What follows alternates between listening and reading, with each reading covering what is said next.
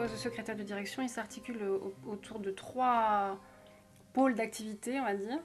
Il y a d'une part la gestion du personnel, ensuite toute la partie facturation résident, et puis pour finir le contrôle de la facturation fournisseur.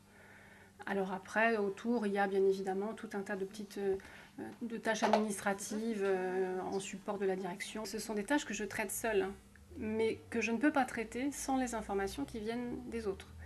De la même façon que dans les relations que j'ai avec le siège, il y a énormément de préparation qui se fait ici au sein de l'établissement, à mon niveau, mais après, il y a un relais au niveau du siège qui est très important. Moi, je suis en relation permanente avec la comptabilité, sur toute la partie facturation résident, bien évidemment, et la facturation fournisseur.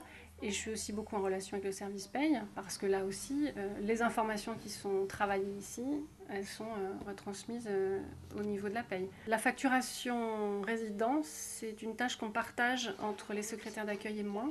Moi, je m'attache plus particulièrement à l'hébergement et la dépendance. Puis les secrétaires d'accueil, elles s'occupent de toute la partie facturation, des prestations annexes, on va dire, entre guillemets.